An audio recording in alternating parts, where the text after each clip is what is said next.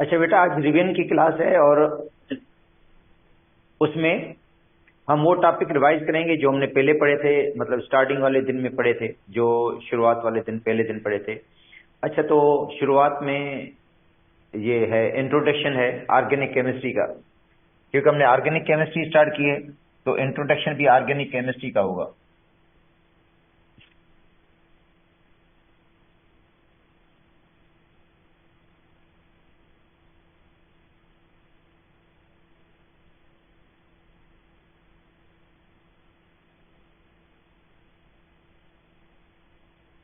देखें, organic chemistry की जो हम कहते हैं लेटेस्ट डेफिनेशन वो ये है कि organic chemistry is the study of hydrocarbons and their derivative. जो हाइड्रोकार्बन्स हैं और हाइड्रोकार्बन के जो डेरिवेटिव हैं उनके स्टडी को हम कहते हैं ऑर्गेनिक केमिस्ट्री। और जो कंपाउंड्स हाइड्रोकार्बन के डेरिवेटिव नहीं है, जो हाइड्रोकार्बन से ड्राइव नहीं हुए हैं, ठीक है, जिनकी ओरिजिन प्लांट और एनिमल नहीं है, उनको हम क्या कहते हैं? इनऑर्गेनिक कंपाउंड्स, और उनकी स्टडी को हम कहेंगे इनऑर्गेनिक केमिस्ट्री। मगर हम स्टार्ट किया वो ऑर्गेनिक केमिस्ट्री है। तो इसकी जो लेटेस्ट डेफिनेशन है वो ये है, the study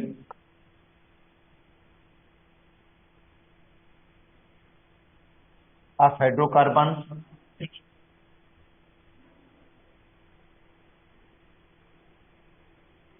and their derivative.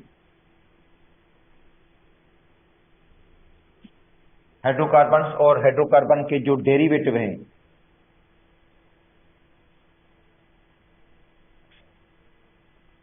उनकी स्टडी को हम कहते हैं ऑर्गेनिक केमिस्ट्री। अच्छा देखो, इसकी जो प्रीवियस डेफिनेशन है ये तो थी, अब लेटेस्ट डेफिनेशन कि ऑर्गेनिक केमिस्ट्री स्टडी हाइड्रोकार्बन की और उनके डेरिवेटिव की। मगर उनकी जो पुरानी डेफिनेशन है, जो प्रीवियस डेफिनेशन है, वो ये है कि organic chemistry is the study of those compounds which are obtained from plant animal and can not prepare laboratory. तब एक कंसेप्ट था वाइटल फोर्स थ्योरी का कि organic compounds are only prepared from living things.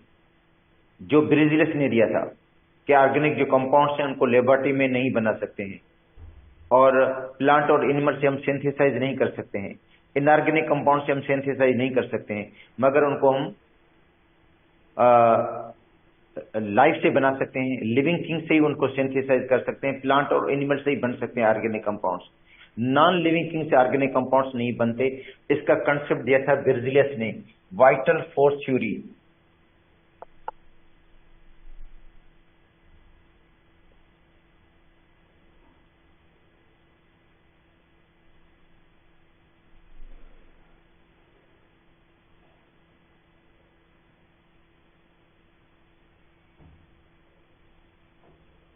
देखो, बेर्जेलियस ने ये concept दिया था वाइटल फोर्स थ्योरी का कि organic compounds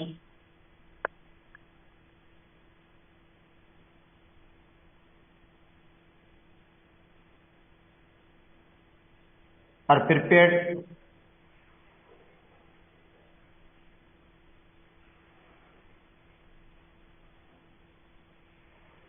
from living things, can not prepare laboratory.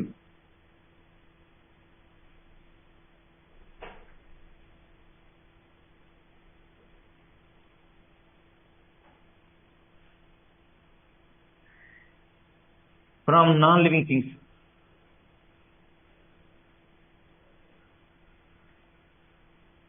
इनको नॉन लिविंग थिंग्स से हम नहीं बना सकते। अच्छा, मगर ये थ्योरी, ये नजरिया रिजेक्ट हो गया, ठीक है, जब 1828 के अंदर वोल्लर ने एक ऑर्गेनिक कंपाउंड को प्रिपेयर किया from inorganic compounds, ammonium cyanate, ठीक है। तो मतलब ये जो वाइटल फोर्स थ्योरी का नजरिया था ये रिजेक्ट हो गया इन 1828। तो concept of vital force theory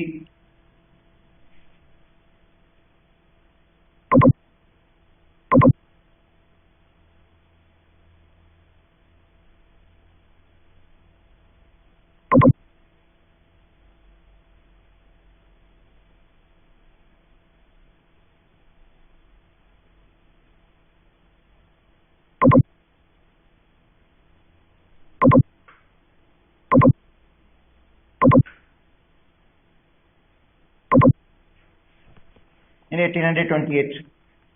तो 1828 के अंदर ये वाइटल फोर्स थ्योरी का जो नजरिया था वो रिजेक्ट हो गया। अच्छा, उसको रिजेक्ट किया वॉलर ने जब उसने एक इनऑर्गेनिक कंपाउंड को ऑर्गेनिक कंपाउंड यूरिया को प्रिपेयर किया इनऑर्गेनिक कंपाउंड अमोनियम साइनेट से।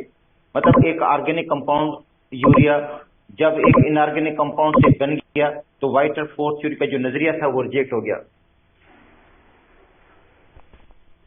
ठीक है, तो ये देखो अमोनियम क्लोराइड है, अमोनियम क्लोराइड को हीट दी गई पोटेशियम थायोसाइनेट के साथ।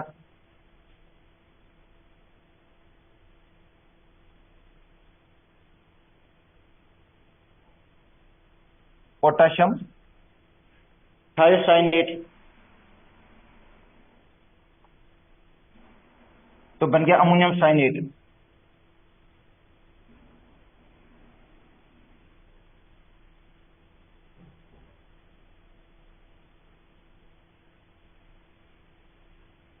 देखो अमोनियम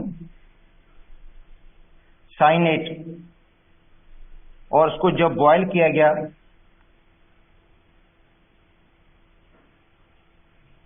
वाटर के साथ तो इसे बन गया यूरिया, एक ऑर्गेनिक कंपाउंड। इसकी रीअरेंजमेंट से और अमोनियम साइनेट को बनाया गया था अमोनियम क्लोराइड और पोटेशियम साइनाइड से। देखो ये अमोनियम साइनेट है,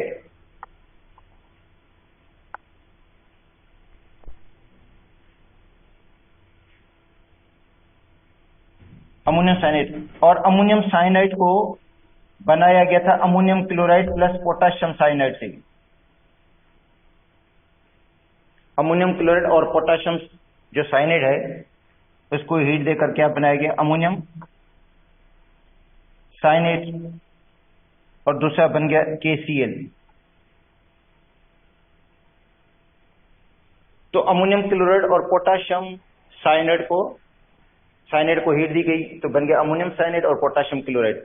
और अमोनियम साइनाइड को जब बॉयल किया गया वाटर के साथ तो बन गया कंपाउंड यूरिया, एक ऑर्गेनिक कंपाउंड। और वो बना किससे? इनऑर्गेनिक कंपाउंड अमोनियम साइनाइड से। तो वाइटल फोर्स थ्योरी का जो नजरिया था वो रिजेक्ट हो गया। उसके बाद ऑर्गेनिक कंपाउंड्स जो थे वो लेबोरेटरी में बनना शुरू हो गए।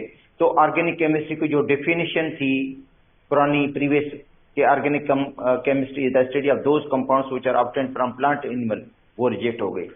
उसके बाद ऑर्गेनिक कंपाउंड्स लेबोरेटरी में बनना शुरू हो गए।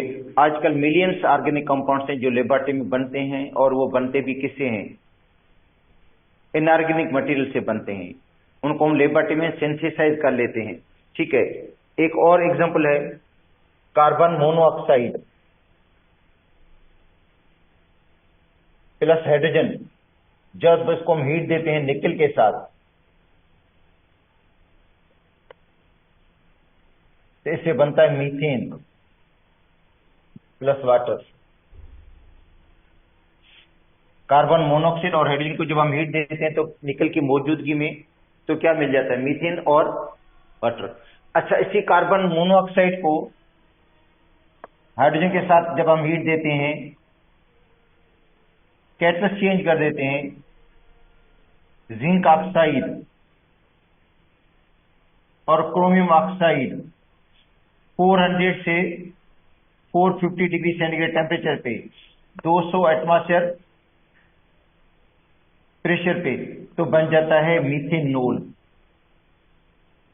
मीथाइल अल्कोहल लिक्विड मीथेनॉल बन जाता है। तो मीथेनॉल भी एक ऑर्गेनिक कंपाउंड है जिसको सिंथेसाइज किससे किया गया? इसको हम कहते हैं वाटर गैस। कार्बन मोनोऑक्साइड और हाइड्रोजन गैस के मिक्सचर को कहते हैं वाटर गैस। तो वाटर गैस से एक ऑर्गेनिक कंपाउंड बन गया। वाटर गैस एक इनऑर्गेनिक है, कार्बन मोनोऑक्साइड और हाइड्रोजन, मगर जब उनको हमने हीट दी जिंक ऑक्साइड क्रोमियम ऑक्साइड और 400 से 450 डिग्री सेंटीग्रेड तक हीट दी और 200 एटमॉस्फेयर प्रेशर पे तो क्या बन गया? एक ऑर्गेनिक कंपाउंड बन गया मीथेनॉल। तो समझे एक ऑर्गेनिक कंपाउंड बना किससे? इनऑर्गेनिक कंपाउंड से।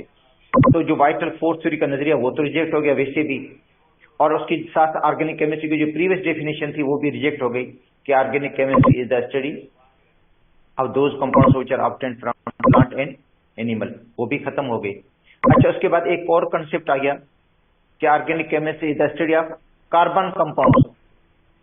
ठीक है, एक डेफिनेशन और आ गया ऑर्गेनिक केमिस्ट्री की कि organic chemistry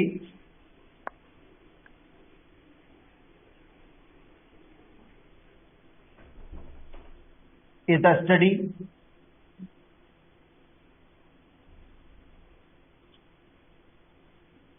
of carbon compounds। Carbon के कंपाउंड की स्टडी है, कार्बन के जो कंपाउंड्स हैं, मगर उसके अंदर भी कुछ एरर्स आ गई क्योंकि सारे कार्बन के कंपाउंड्स ऑर्गेनिक नहीं है। जैसे कार्बन मोनोऑक्साइड है, carbon monoxide, carbon dioxide, sodium carbonate, calcium carbonate, magnesium carbonate, sodium bicarbonate, sodium cyanide, sodium जो है कार्बन डाइसल्फाइड, अच्छा पोटाशियम थायोसाइनेट या अमोनियम थायोसाइनेट, तो ये तो ऑर्गेनिक नहीं है, ये तो इनऑर्गेनिक है सभी। तो इसका मतलब इनके अंदर कार्बन तो मौजूद है मगर ये सभी ऑर्गेनिक नहीं है। तो ये हम नहीं कह सकते कि कार्बन के जो कंपाउंड्स हैं सब के सब क्या हैं, ऑर्गेनिक हैं। मगर उसके अंदर मैं मिसाल दे देता हूं, जो आपको एग्जांपल बताई, वो कार्बन मोनोऑक्साइड, कार्बन डाइऑक्साइड जो है वो क्या है, ऑर्गेनिक नहीं है, वो इसमें शामिल नहीं है कार्बन के कंपाउंड्स के अंदर। अच्छा, अगर हम कार्बन की परसेंटेज देखें अर्थ क्रस्ट के अंदर, जमीन के तह में बहुत ही कम है कार्बन की परसेंटेज, क्योंकि जमीन के तह में सबसे ज्यादा जो है ऑक्सीजन है, ठीक है, अराउंड अबाउट 46%, उसके नंबर पर सिलिकॉन है 24%, उसके बाद एल्यूमिनियम है 7.3%, उसके बाद आयरन है, सोडियम है, पोटाशियम है, ठीक है, दूसरे एलिमेंट्स हैं। जमीन के तह में कार्बन की परसेंटेज 0.028% है, जो बहुत ही कम है। मगर कार्बन के कंपाउंड मिलियंस में हैं, कार्बन के जो कंपाउंड्स हैं वो मिलियंस में हैं, लाखों में हैं कार्बन के कंपाउंड्स, क्योंकि कार्बन में सलाहियत है अपने एटम के साथ वो बॉन्ड बनाता है, लॉन्ग चेन्स बनाता है, ब्रांच चेन्स बनाता है, जिसको हम कहते हैं कैटिनेशन। तो आगे हम पढ़ लेंगे ये कि कार्बन की जो मेन फीचर्स के अंदर के कार्बन के कंपाउंड्स मिलियंस में क्यों हैं। एक और रीजन भी है, आइसोमेरिज्म का भी रीजन है कि कार्बन के कंपाउंड्स जो कार्बन जो होता है वो आइसोमर्स बनाता है, having same molecular formula but different structural formula, जिनकी वजह से उनके जो कंपाउंड्स होते हैं वो क्या होते हैं, ज्यादा हैं कार्बन के कंपाउंड्स। ठीक है, अच्छा अब उसके बाद आते हैं, देखो ये भी डेफिनेशन मतलब रिजेक्टेड डेफिनेशन है, ये कि कार्बन की डेफिनेशन है नहीं 100%, क्योंकि इसके अंदर जो है एरर्स हैं। अच्छा, उसके बाद जो लेटेस्ट डेफिनेशन है वो है जो आपको मैंने अभी बताई कि organic chemistry is the study of hydrocarbons and their derivative. Organic chemistry जो स्टडी है किसकी, हाइड्रोकार्बन की, और हाइड्रोकार्बन के जो कंपाउंड ड्राइव होते हैं इनकी स्टडी को हम क्या कहते हैं, ऑर्गेनिक केमिस्ट्री। ठीक है, अच्छा अब आते हैं natural source of the organic compounds. जो ऑर्गेनिक कंपाउंड्स हैं इनके नेचुरल सोर्सेज कौन से हैं।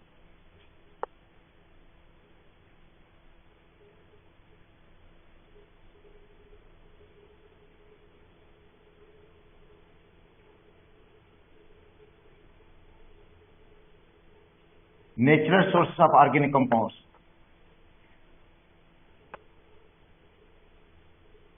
देखो नेचुरली ऑर्गेनिक जो कंपाउंड्स हैं वो हमें मिलते हैं प्लांट से, प्लांट से ऑर्गेनिक कंपाउंड्स मिलते हैं, जिसमें जो सक्रोज है, शुगर जिसको हम कहते हैं, वो शुगर केन से हम हासिल करते हैं। ऑयल्स हैं जो हमें डिफरेंट प्लांट से मिलते हैं, जो डिफरेंट प्लांट्स हैं, डिफरेंट सीड्स होते हैं, उनसे हम ऑयल हासिल करते हैं, वो भी ऑर्गेनिक कंपाउंड्स हैं। कार्बोहाइड्रेट्स हमें प्लांट से मिलता है, वो भी ऑर्गेनिक है। ठीक है, प्रोटीन्स हमें ऑर्गेनिक हैं जो हमें प्लांट से मिलती हैं, मतलब ये प्लांट से ऑर्गेनिक कंपाउंड्स मिलते हैं, तो प्लांट से बहुत ज्यादा ऑर्गेनिक कंपाउंड्स हमें मिलते हैं। एनिमल से हमें ऑर्गेनिक कंपाउंड्स मिलते हैं। ठीक है, एनिमल से हमें गोश्त जो मिलता है उसमें प्रोटीन्स होती हैं, ठीक है, उसके अंदर फैट भी होता है।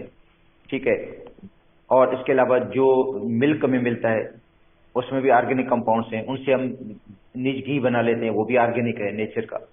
तो ऑर्गेनिक कंपाउंड्स जो होते हैं वो हमें प्लांट से मिलते हैं, एनिमल से मिलते हैं।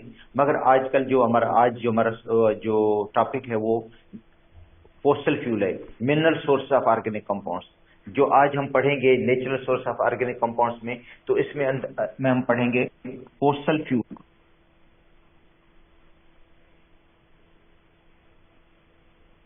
या मिनरल सोर्सेस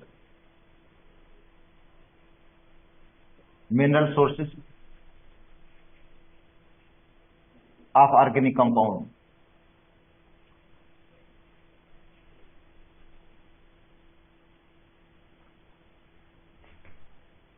तो mineral source of organic compound और फोसिल फ्यूल के अंदर एक आता है कोल, दूसरा आता है नेचुरल गैस, और तीसरा है petroleum.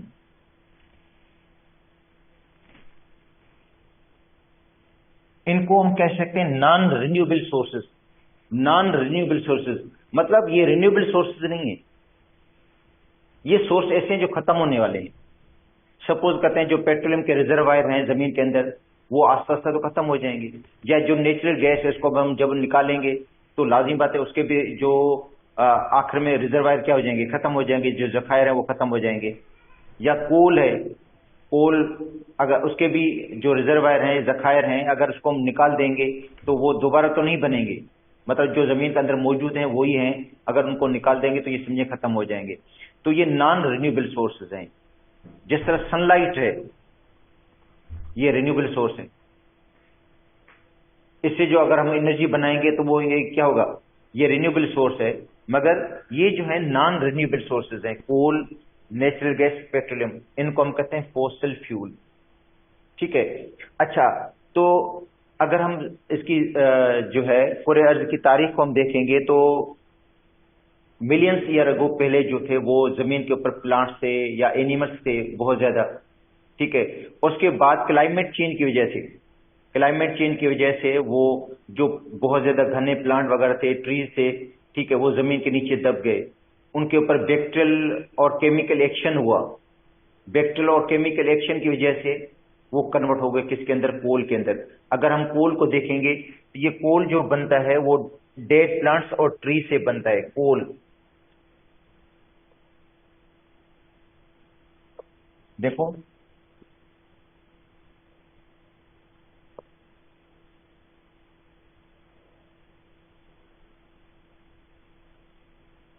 Dead plants and trees,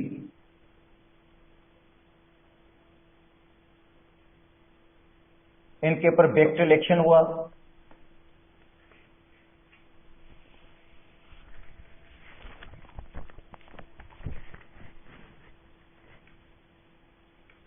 और केमिकल एक्शन।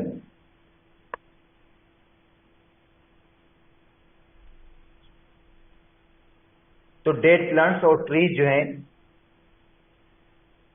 इनके ऊपर बैक्टीरियल एक्शन और केमिकल एक्शन से वो कन्वर्ट हो गया किसके अंदर, पीट के अंदर।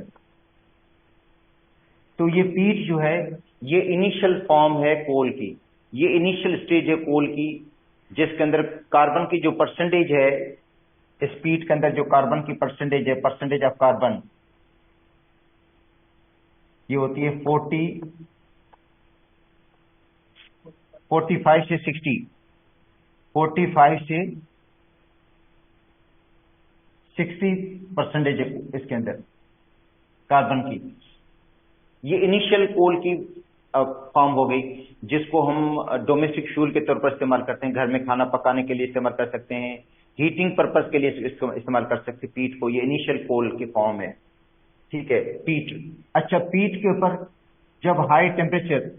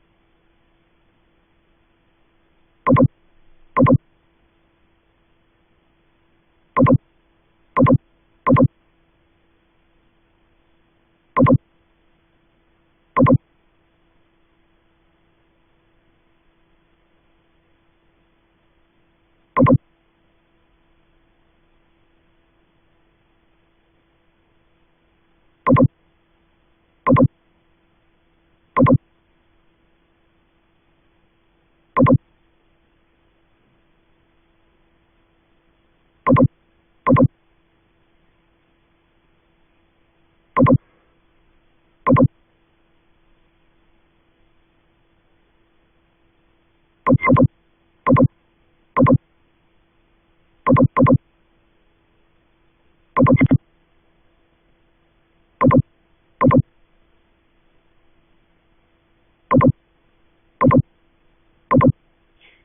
ऊपर जब बैक्टीरियल एक्शन या केमिकल एक्शन होता है तो वो एक कन्वर्ट होता है किसके अंदर, इनिशियल कोल के अंदर, जिसको हम कहते हैं पीट। और पीट के अंदर जो कार्बन की परसेंटेज है वो 45 से 60 तक होती है। इसको हम डोमेस्टिक फ्यूल के तौर पर इस्तेमाल कर सकते हैं, ईंधन के तौर पर इस्तेमाल कर सकते हैं, खाना पकाने के लिए, हीटिंग पर्पज के लिए इस्तेमाल कर सकते हैं। अच्छा, उसके बाद पीट जो है जब उसके ऊपर हाई टेम्परेचर प्रेशर अप्लाई होगा तो वो कन्वर्ट होता है लिग्नाइट के अंदर। ब्राउन ब्लैक कलर का होता है, ये ब्राउन और ब्लैक कलर का है, जिससे हम इलेक्ट्रिसिटी भी जनरेट कर लेते हैं। इससे हम इलेक्ट्रिसिटी भी जनरेट कर लेते हैं या हीटिंग पर्पज के लिए इसका इस्तेमाल कर सकते हैं लिग्नाइट को। तो ये लिग्नाइट थर में जो कोयला है वो लिग्नाइट टाइप का है कोयला। अच्छा, अब उसके ऊपर लिग्नाइट के ऊपर जब हाई टेम्परेचर और हाई प्रेशर अप्लाई किया जाता है, हाई टेम्परेचर और हाई प्रेशर, ठीक है, तो ये कन्वर्ट हो जाता है किसके अंदर, बिटुमिनस कोल के अंदर।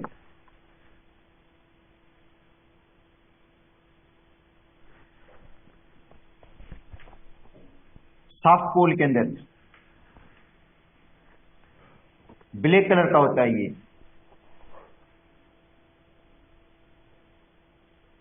और इसके अंदर कार्बन की परसेंटेज जो होती है वो 70 से 85%। जो परसेंटेज है कार्बन का वो होता है 70 से लेकर 85% कार्बन की परसेंटेज है, जिसको इलेक्ट्रिसिटी पावर जनरेशन में भी यूज कर सकते हैं, पावर जनरेशन के अंदर भी इस्तेमाल कर सकते हैं, स्टील इंडस्ट्री के अंदर भी इसको इस्तेमाल किया जा सकता है। बिटुमिनस कोल को हीटिंग पर्पज के लिए भी इस्तेमाल कर सकते हैं। और उसके बाद हाई टेम्परेचर और हाई प्रेशर अप्लाई होता है इसके ऊपर, बिटुमिनस कोल के ऊपर, तो ये कन्वर्ट हो जाता है हार्ड कोल के अंदर, एंथ्रासाइट।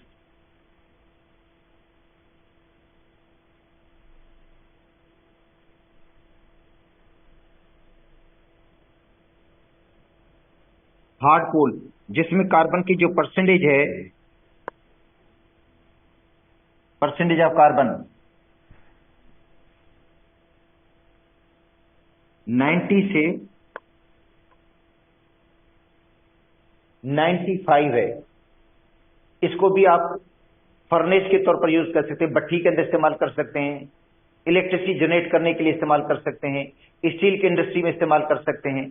तो ये कोल की डिफरेंट जो है वो टाइप्स हैं, जिनमें जो हार्ड कोल है वो एंथ्रासाइट है, और जो उसके इनिशियल है वो है पीट। पीट के बाद लिग्नाइट, लिग्नाइट के बाद बिटुमिनस कोल, उसके बाद जो है वो एंथ्रासाइट बन जाता है। ठीक है।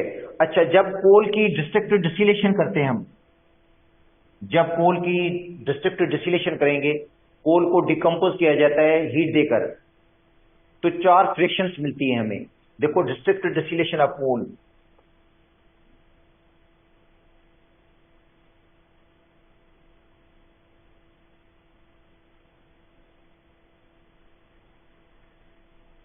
देखें decomposition,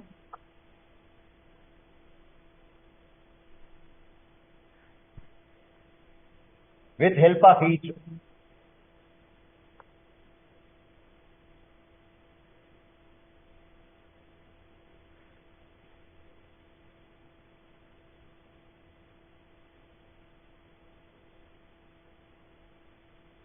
in absence of air, air की गैर मौजूदगी में जब कोल को हम हीट देते हैं, कोल की जब हम डिस्ट्रक्टिव डिस्टिलेशन करते हैं, तो 4 चीजें हमें मिलेंगी। कोल गैस मिलेगी जिसके अंदर मीथेन होगा, हाइड्रोजन होगा, ईथिन भी होगा, ईथेन भी होगा, उसको हम यूज करते हैं एज ए फ्यूल, फ्यूल के तौर पर इस्तेमाल करते हैं। अच्छा, दूसरा मिलता है विस्कस लिक्विड ब्लैक कलर का, जिसको हम कहते हैं कोल टार, जिसके अंदर जो मेजॉरिटी होगी वो एरोमेटिक हाइड्रोकार्बन्स की होती है, एरोमेटिक कंपाउंड्स की होती है। और जब उनकी हम फ्रिक्शनल डिस्टिलेशन करते हैं तो हर फ्रिक्शन अपने बॉइलिंग पॉइंट पर सेपरेट हो जाती है, जिसमें हमें मिलता है बेंजीन और बेंजीन के derivative, naphthalene, टोलीन, anthracene, phenol, xylene, ये कंपाउंड्स हमें मिलते हैं कोल टार से। अच्छा, सॉलिड मटेरियल मिलता है जिसको हम कहते हैं कोक, जो प्योर कार्बन होता है, जिसको हम as a reducing agent use करते हैं। और चौथा जो प्रोडक्ट होता है वो होता है अमोनिया का लिक्विड या लिक्विड अमोनिया। तो देखो कोल जो है, जब उसकी हम डिस्ट्रिक्टिव डिस्टिलेशन करेंगे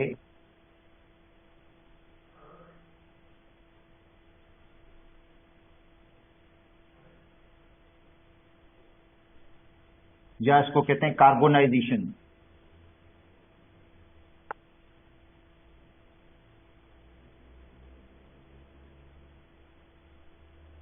कार्बोनाइजेशन, इसके लिए फेडरल की बुक में एक और टर्म इस्तेमाल किया गया है, पायरोलाइसिस भी इस्तेमाल किया गया टर्म। ठीक है, इसके लिए एक टर्म इस्तेमाल किया गया है, पायरोलाइसिस भी टर्म को इस्तेमाल किया गया है। ठीक है, तो कोल की जब हम डिस्ट्रिक्टिव डिस्टिलेशन करेंगे तो चार चीजें मिलेंगी। एक मिलेगी कोल गैस, जिसके अंदर मेनली है methane plus hydrogen, ethene plus ethyne, ये होती है यूज्ड। कार्बन मोनोऑक्साइड भी इसके अंदर होगी, यूज्ड एज ए फ्यूल। इसको फ्यूल के तौर पर इस्तेमाल करते हैं, डोमेस्टिक फ्यूल के तौर पर यूज किया जाता है कोल गैस को। लाइटनिंग पर्पज के लिए भी इस्तेमाल कर सकते हैं। अच्छा, दूसरा होता है कोल टार।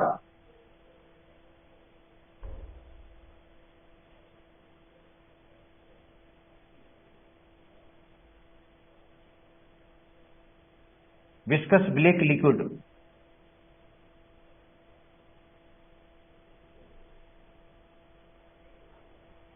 कंटेन्स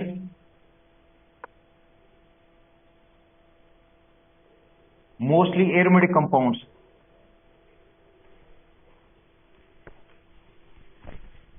जिसके अंदर मोस्टली क्या होते हैं, एरोमेटिक कंपाउंड्स होते हैं कोल टार के अंदर। आप फ्रिक्शनल डिस्टिलेशन करेंगे तो आपको मिलेंगे, मतलब जो है बेंजीन या बेंजीन के डेरिवेटिव। अच्छा, तो ये लिक्विड प्रोडक्ट हो गया, ये लिक्विड हो गया। Coke pure carbon,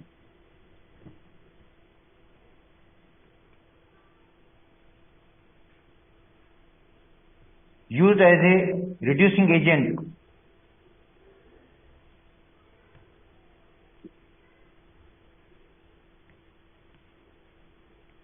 in iron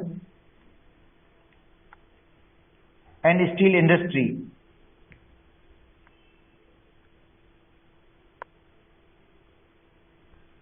iron और स्टील इंडस्ट्री के अंदर इसको यूज करेंगे as a reducing agent.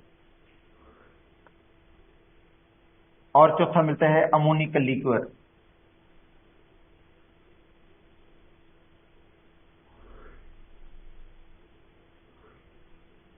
Liquid ammonia, तो ये चार चीजें मिलती हैं हमें, कोल गैस, कोल टार, कोक, अमोनिया का लिक्विड।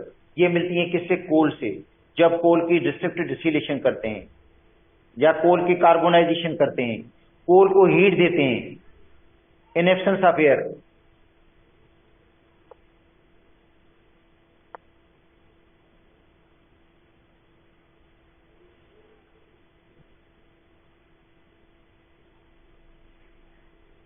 एब्सेंस ऑफ एयर, और हीट देते हैं कितने टेम्परेचर पे, 400 से 1000 तक, कहीं 500 से 1000 तक भी लिखा हुआ है टेम्परेचर, 500 से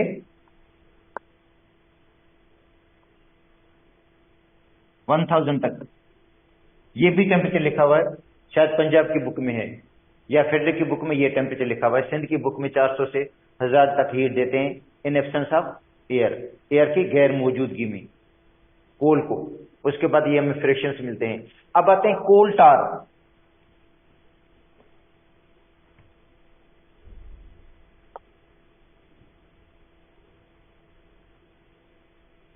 the fractions of coal tar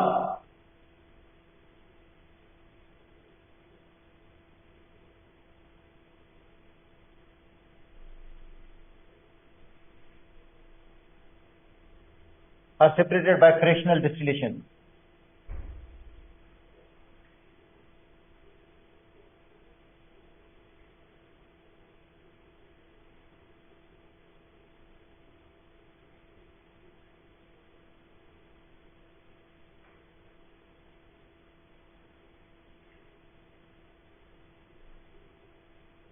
ठीक है, कोल टार के जो फ्रैक्शंस हैं उनको सेपरेट किया जाता है बाय फ्रैक्शनल डिस्टिलेशन। ठीक है, अब आते हैं फ्रैक्शनल डिस्टिलेशन क्या होती है।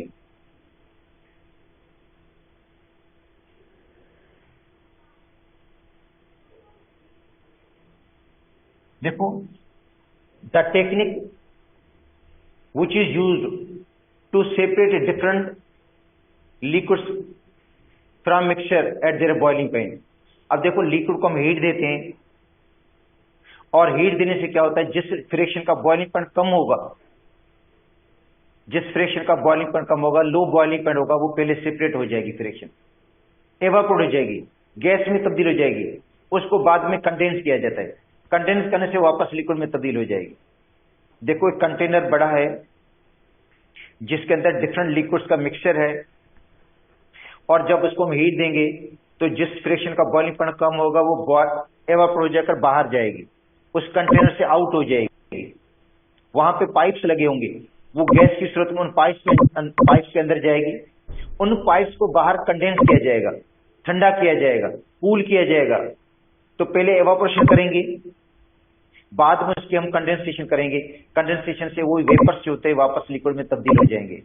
इस तरह एक फ्रैक्शन अलग होगी, फिर दूसरी फ्रैक्शन अलग होगी, फिर तीसरी फ्रैक्शन अलग होगी, तो हर फ्रैक्शन अपने बॉइलिंग पॉइंट पर वो अलग हो जाएगी या सेपरेट हो जाएगी।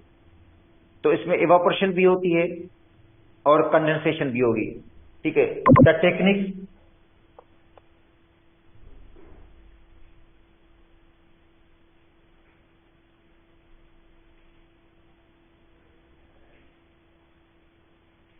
Used to separate different liquids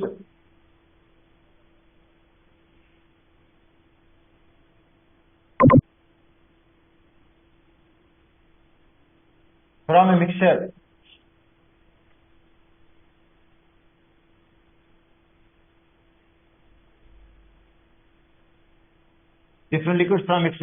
at their boiling point।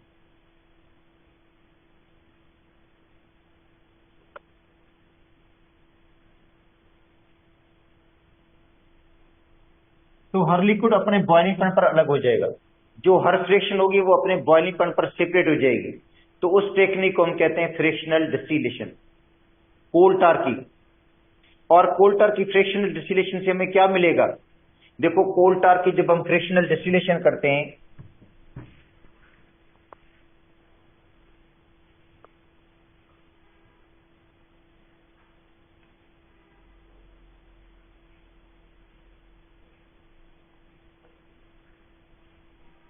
मतलब एवापोरेशन प्लस कंडेंसेशन,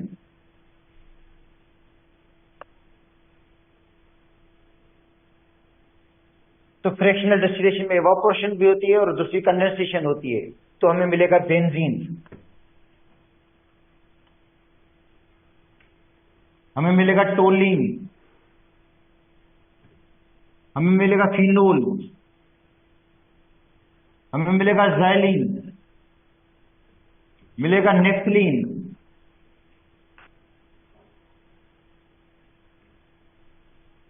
ये सब के सब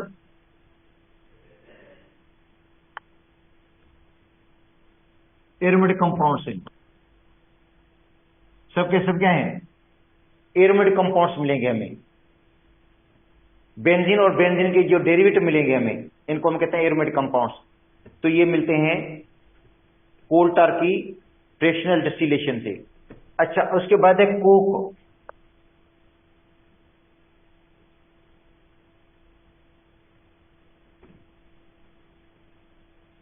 प्योर कार्बन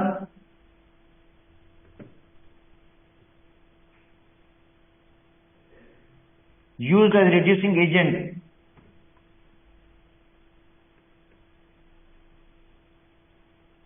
in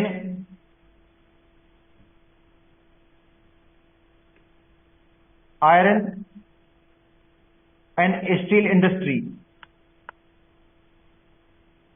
अच्छा, तो ये रिड्यूसिंग एजेंट क्या होता है? रिड्यूसिंग एजेंट वो होता है जो मेटल ऑक्साइड को मेटल में तब्दील कर दे, या रिड्यूसिंग एजेंट वो होता है जो खुद ऑक्सीडाइज हो और दूसरों को रिड्यूस करे। देखो रिड्यूसिंग एजेंट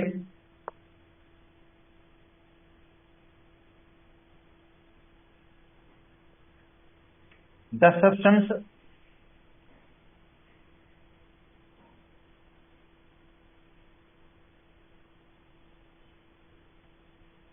which convert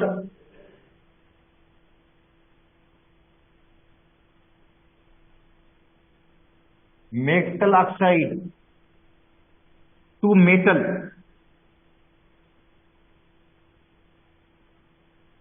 या सब्सटेंस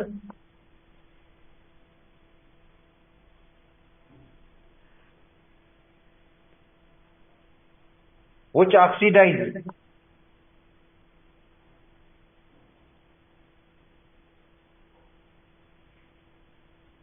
itself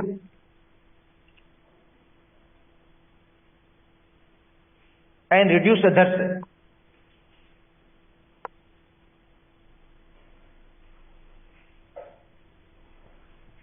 सब्सटेंस जो अपने आप को ऑक्सीडाइज करे, दूसरों को रिड्यूस करे, वो रिड्यूसिंग एजेंट है।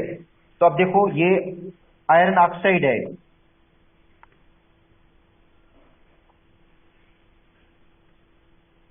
इसको हम कहते हैं फेरिक ऑक्साइड,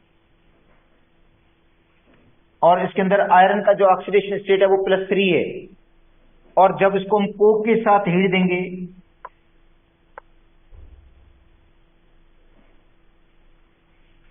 तो आयरन ऑक्साइड को जब हम कोक के साथ हीट देंगे फेरिक ऑक्साइड को, तो आयरन ऑक्साइड आयरन में कन्वर्ट हो जाएगा, जिसका ऑक्सीडेशन स्टेट है 0। और जो कोक होगा वो ऑक्सीडाइज हो जाएगा, ये बना लेगा कार्बन मोनोऑक्साइड। तो इसके अंदर देखो रिडक्शन हुई है, क्योंकि इसका ऑक्सीडेशन स्टेट देखो +3 है, +3 से यहां पे 0 हो गया। तो इसके अंदर देखो क्या हुई है,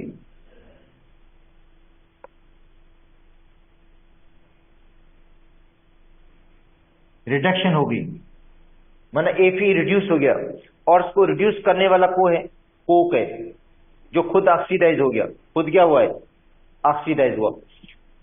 तो ये रिड्यूसिंग एजेंट के तौर पर यूज होता है आयरन और स्टील इंडस्ट्री के अंदर कोक, और ये अबाउट 98% प्योर होता है कार्बन इसके अंदर परसेंटेज है कोक के अंदर। अच्छा, चौथा प्रोडक्ट है अमोनिकल लिक्विड अमोनिया। तो ये तो हो गया कोल की डिस्ट्रक्टिव डिसिलेशन, के कोल की जो डिस्ट्रक्टिव डिसिलेशन है उसी से क्या में मिलता है, कौन से फ्रैक्शंस मिलते हैं। अब हम आते हैं नेचुरल गैस पे।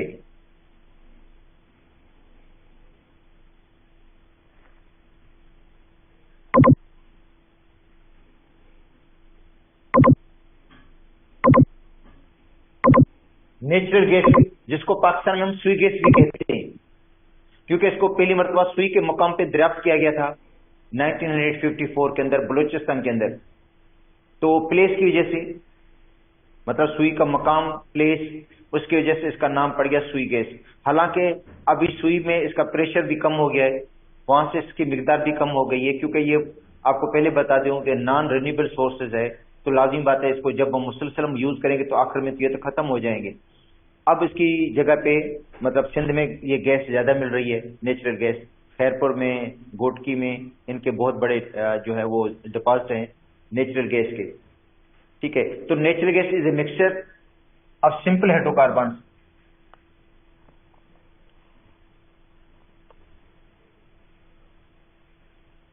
मिक्सचर ऑफ सिंपल हाइड्रोकार्बन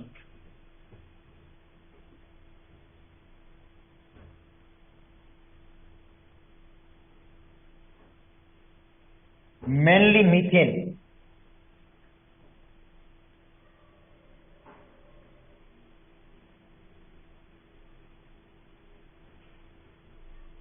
ठीक है, मेनली जो है मीथेन है। एप्रॉक्स पता इसका जो परसेंटेज है, परसेंटेज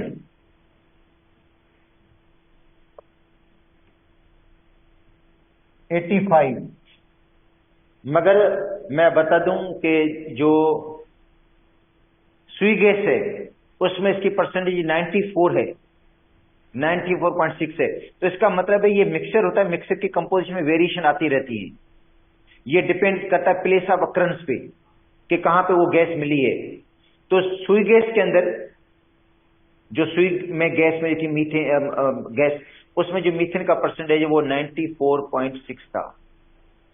मगर हर जगह जो गैस मिलती है उसका परसेंटेज ये नहीं होता, मतलब 80 से ऊपर परसेंटेज होता है मीथेन का। नेचुरल गैस के अंदर जो मीथेन का परसेंटेज है वो 80 से ऊपर ही होगा, 85 होगा, 85 से ऊपर होगा, क्योंकि इसमें परसेंटेज की वेरिएशन आती रहती है।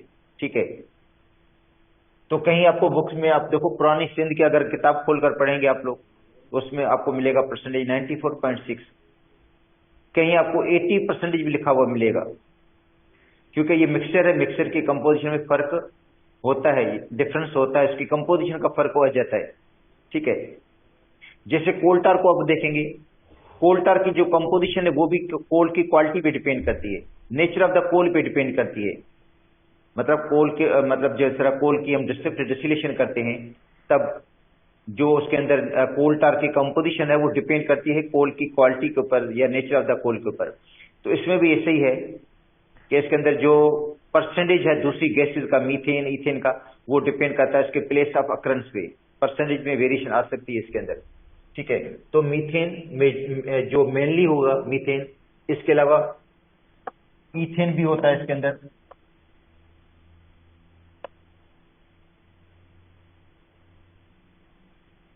अच्छा, प्रोपेन भी होता है इसके अंदर।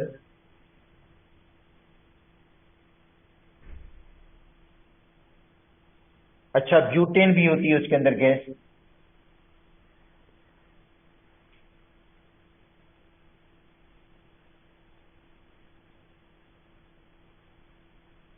ठीक है, और इसके अलावा कार्बन डाइऑक्साइड और नाइट्रोजन भी हो सकती हैं, क्योंकि जो सुई गैस है उसके अंदर कार्बन डाइऑक्साइड भी है और नाइट्रोजन का परसेंटेज भी है, नाइट्रोजन गैस भी है सुई गैस की कंपोजिशन में।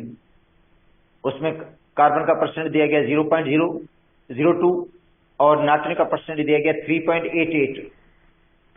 तो इसका मतलब है दूसरी गैसेस भी इसके अंदर पाई जाती हैं, मगर मेनली ये हैं।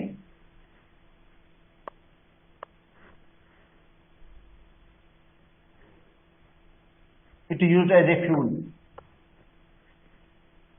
इसको कहां पे इस्तेमाल करते हैं? फ्यूल के तौर पर इस्तेमाल करते हैं। ठीक है, सीमेंट की इंडस्ट्री में इस्तेमाल करते हैं और फर्टिलाइजर की इंडस्ट्री में इस्तेमाल करते हैं, मतलब इसको फ्यूल के तौर पर इस्तेमाल करेंगे, सीमेंट की इंडस्ट्री में इस्तेमाल करेंगे।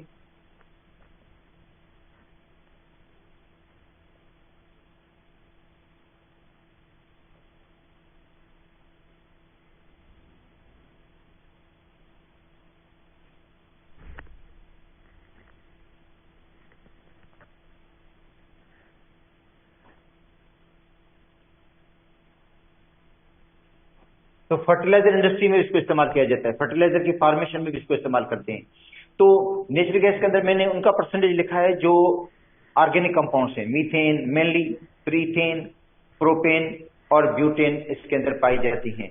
ये इसकी कंपोजिशन है, नाइट्रोजन और कार्बन डाइऑक्साइड इसके अंदर हैं, मगर वो सुई गैस की कंपोजिशन लिखा हुआ है, और उनकी जो परसेंट कंपोजिशन है वो चेंज हो सकती है, वेरिएशन कर सकती है, वो डिपेंड करती है उसकी प्लेस ऑफ अक्ररेंस पे। तो ये इनका यूज हो गया नेचुरल गैस का। अब उसके बाद है पेट्रोलियम।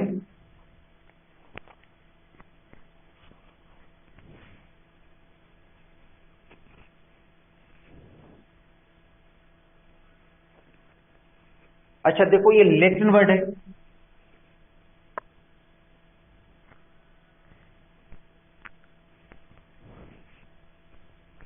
Latin word. पेट्रा का मतलब होता है राख,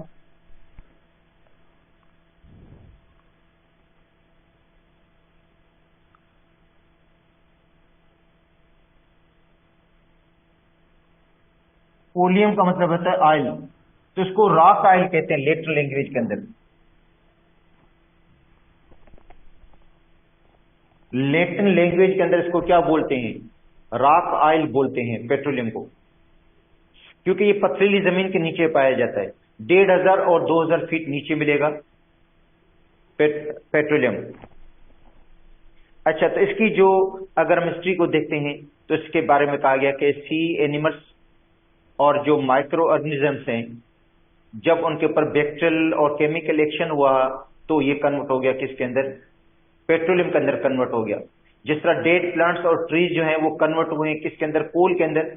इस तरह ये जो एनिमल्स हैं, सी एनिमल्स हैं, ठीक है, ये जब उनके ऊपर बैक्टीरियल और केमिकल एक्शन हुआ तो ये कन्वर्ट हो गए किसके अंदर? पेट्रोलियम के अंदर कन्वर्ट हो गए, जिनको हम क्या कहते हैं? रॉक ऑयल कहते हैं। अच्छा, मिनरल ऑयल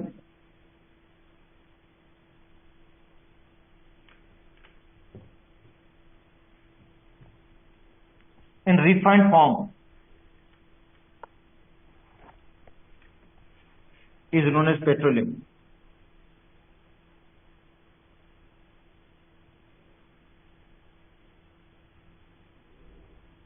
जो मिनरल ऑयल है रिफाइंड फॉर्म में, रिफाइनिंग, जबकि ऑयल रिफाइनिंग में रिफाइनिंग करते हैं तो उसको हम क्या कहते हैं?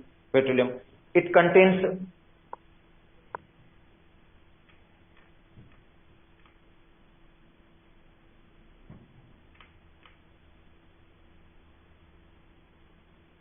अल्केन्स, इसके अंदर क्या होगा? पेट्रोलियम के अंदर alkanes, alkenes,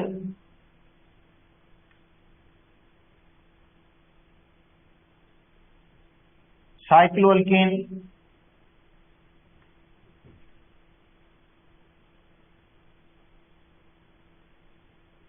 and aromatic compounds.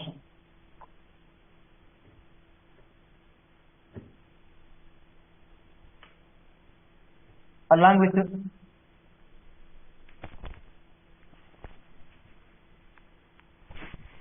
inorganic compounds.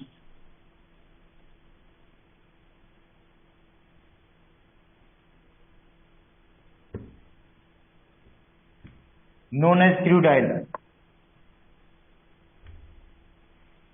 क्या कहते हैं इसको? क्रूड ऑयल कहते हैं। मतलब ये जो जमीन के नीचे मिलता है 1500-2000 फीट नीचे, विस्कस होता है, ब्लैक कलर का लिक्विड होता है, विस्कस और ब्लैक कलर का लिक्विड है, जिसके अंदर अल्केन्स भी हैं, अल्कीन्स भी हैं, साइक्लोअल्केन्स भी हैं, एरोमेटिक हाइड्रोकार्बन्स, एरोमेटिक कंपाउंड्स भी होते हैं, कुछ इनऑर्गेनिक कंपाउंड्स इसके अंदर पाए जाते हैं। इनके मिक्सचर को हम कहते हैं क्रूड ऑयल। अच्छा, क्रूड ऑयल उसकी जो रिफाइनिंग होती है वो फ्रैक्शनल डिस्टिलेशन से होती है। क्रूड ऑयल की जब हम रिफाइनिंग करेंगे फ्रैक्शनल डिस्टिलेशन के तहत, अच्छा फ्रैक्शनल डिस्टिलेशन में तो यही होता है कि उसको हम हीट देते हैं, जिस फ्रैक्शन का बॉइलिंग पॉइंट कम होगा वो सबसे पहले अलग होगी, सबसे पहले जो अलग होती है उसका बॉइलिंग पॉइंट कम होता है, इसको हम कहते हैं LPG. LPG gas, LPG liquid petroleum gas, liquefied petroleum gas, liquefied petroleum gas, जिसके अंदर मीथेन भी है, इथेन भी है, प्रोपेन भी है, ब्यूटेन भी है, मगर मेनली इसके अंदर ब्यूटेन और प्रोपेन ज्यादा होते हैं एलपीजी के अंदर। देखो एलपीजी के अंदर जो प्रोपेन और ब्यूटेन की मिकदार होती है वो ज्यादा होती है, मीथेन भी होती है उसके अंदर, इथेन भी है।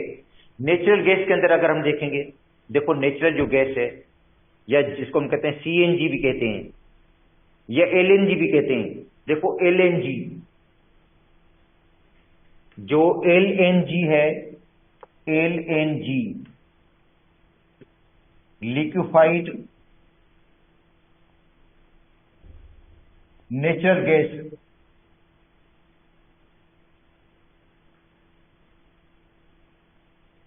mainly contains methane.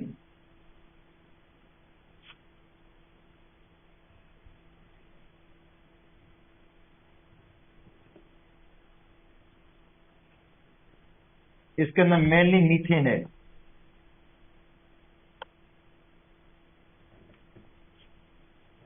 जो एलएनजी है, लिक्विफाइड नेचुरल गैस, उसके अंदर मेनली जो होता है वो मीथेन है। CNG,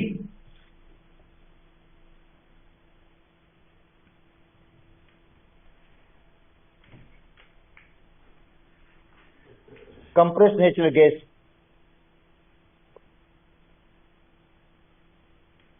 mainly methane.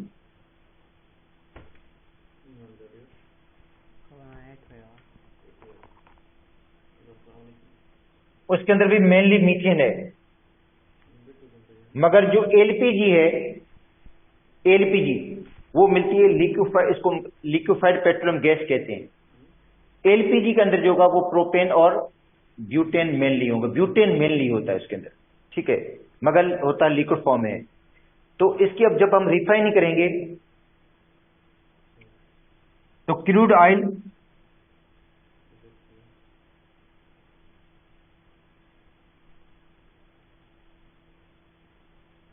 is refined by fractional distillation.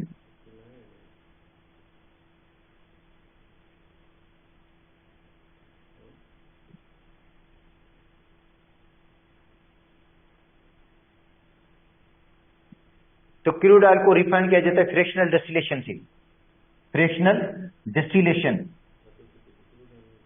अच्छा, तो क्रूड ऑयल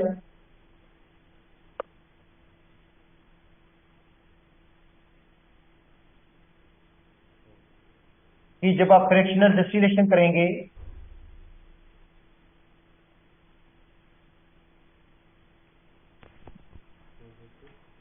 तो सबसे जो आपको पहले मिलती है वो मिलती है बोटल गैस।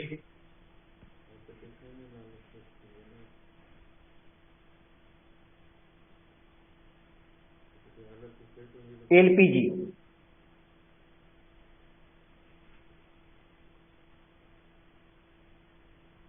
जिसके अंदर मेनली क्या होता है, butane, propane, along with methane and ethane। जो सबसे पहले मिलती है वो मिलती है bottle gas, petrochemicals, LPG, liquefied petroleum gas, liquefied petroleum gas.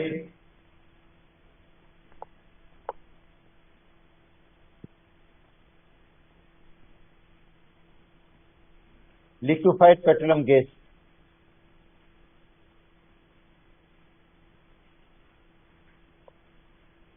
अच्छा, जो दूसरी फ्रैक्शन मिलती है उसको हम कहते हैं पेट्रोलियम ईथर।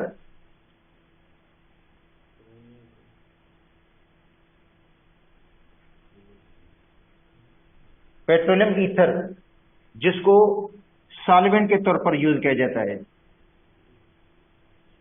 सॉल्वेंट के तौर पर यूज करते हैं पेट्रोलियम ईथर। 5 और 6 कार्बन का मिक्सचर होगा, 5 और C5C6 का मिक्सचर है। अच्छा, उसके बाद जो मिलता है वो मिलता है सॉल्वेंट नेफ्था।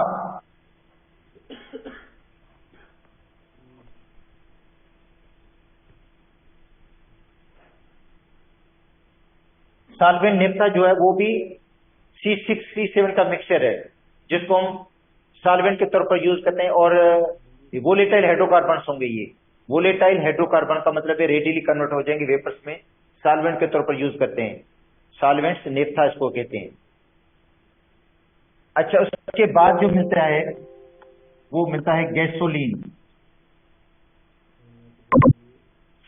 जिसको हम आम लफ्जों में क्या कहते हैं, पेट्रोल कहते हैं, ठीक है, गैसोलीन, जो मिक्सचर है C5C16। मगर इसके अंदर मेनली जो होता है हेक्सेन हेप्टेन होता है, मेनली, और मेनली क्या होगा, मेनली इसके अंदर होगा हेक्सेन और हेप्टेन, हेक्सेन और हेप्टेन मेनली होता है इसके अंदर, गैसोलीन के अंदर। गैसोलीन के बाद मिलेगा केरोसिन ऑयल, गासलेट, केरोसिन ऑयल या गासलेट मिलता है फ्रैक्शन। इसका मतलब है गैसोलीन के बाद जो मिलेगा आपको केरोसिन ऑयल मिलेगा। केरोसिन के बाद जो मिलता है वो मिलता है डीजल,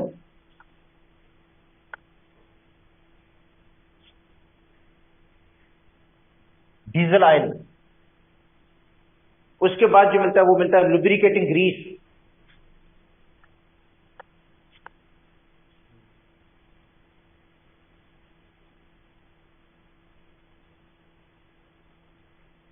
लुब्रिकेटिंग ऑयल मिलेगा, ग्रीस मिलेगा। अच्छा, उसके बाद जो मिलता है फ्रिक्शन मिलती है, उसके बाद वाली फ्रिक्शन होती है एस्फाल्ट,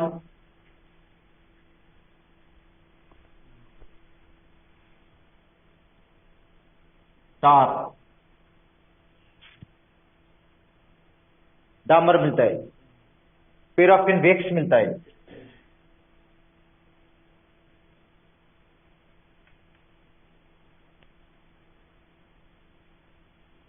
पैराफिन